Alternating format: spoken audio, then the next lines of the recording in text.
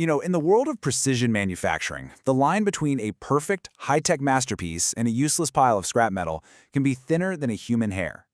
Today, we're going to break down the science that makes it all work, machinability. Think of this as your lecture note on the incredible dance between forces, heat, and strategy that turns a boring block of metal into a work of art. Let's jump in. So what is the difference? Well, it really boils down to one simple thing: understanding and controlling the cut.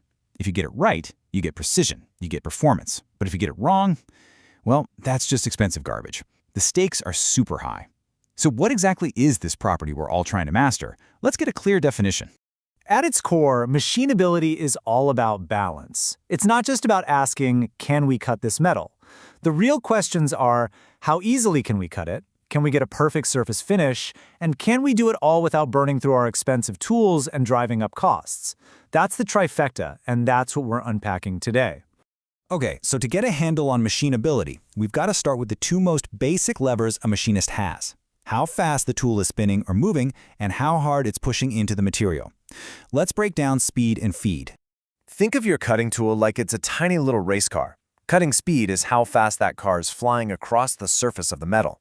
If you go too fast, you generate a ton of friction and heat, and you can literally melt your tool. Now, feed rate, that's how aggressively you're pushing the car forward. It's the size of the bite the tool takes. This is what really determines how thick the chip of metal is that you're peeling off, and it leaves its own unique pattern on the final surface. And this isn't just theory. The material itself completely changes the rules of the game. Take titanium, a super tough metal used in aerospace. As this research shows, cranking up the speed generates a massive amount of heat. With something common like bearing steel, it's a double whammy. Go too fast or feed too hard, and you'll destroy both the tool and the part. And then with a softer material like aluminum, the whole equation changes again. Even the shape of the tool starts to play a huge role in the cutting forces. It just goes to show, there is absolutely no one-size-fits-all answer here. All right, so once we've got our heads around speed and feed, it's time to level up. Now we get into the more strategic stuff. How deep are we cutting with each pass? And what path is the tool actually following? This is where the real artistry begins. So here's a classic trade-off. You might think, hey, let's take a deeper cut. We'll remove more material faster and get the job done quicker, right? Well, not so fast. Research on super alloys, we're talking the heavy-duty stuff used in jet engines, shows that comes at a serious cost. You're putting immense stress on the tool, creating a ton of heat, and you're risking these tiny destructive vibrations that can absolutely ruin the surface of your part. So, how do you deal with those forces? This is where the tool's path becomes your secret weapon. A conventional path is, well, simple. It just offsets the shape. But when it hits a sharp inside corner, the tool suddenly gets buried in material, causing a massive, dangerous spike in the cutting load. An adaptive tool path, on the other hand, is way smarter. It uses complex software to maintain a totally consistent, steady load on the tool, looping around corners to avoid those killer spikes. And this quote just nails it. Research on tough nickel alloys totally confirms it. Keeping that tool engagement nice and steady is the secret sauce. You avoid those sudden shocks, which means less heat, which leads to way less tool wear and a much, much better surface.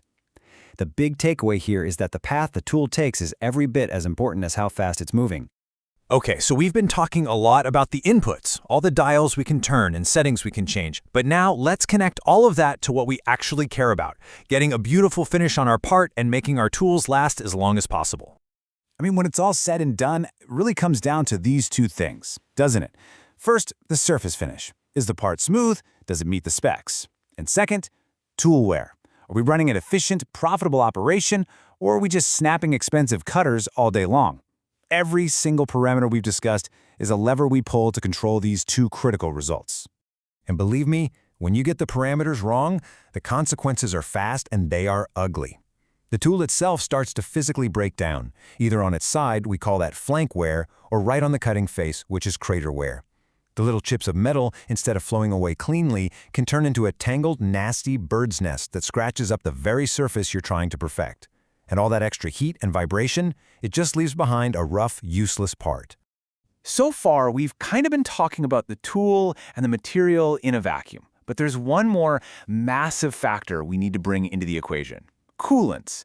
And these are not just an afterthought, okay? They are absolute game changers.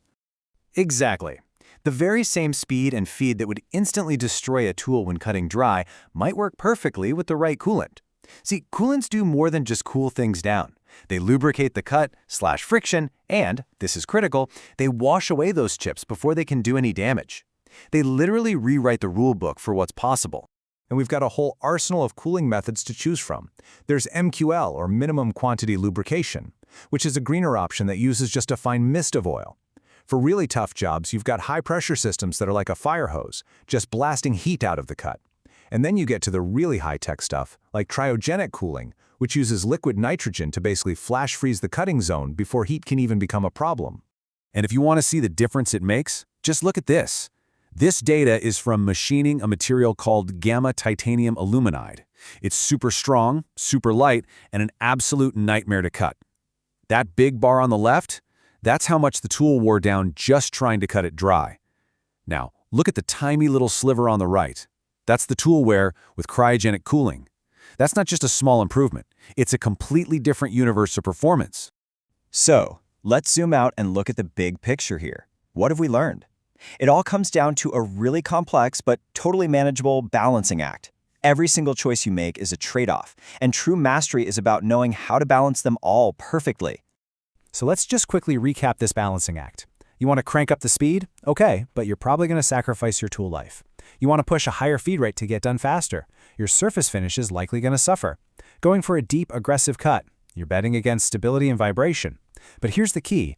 A smart toolpath strategy and the right cooling aren't just extras. They're the multipliers. They are the tools that let you manage these trade-offs and win the game. And that really brings us to what's next.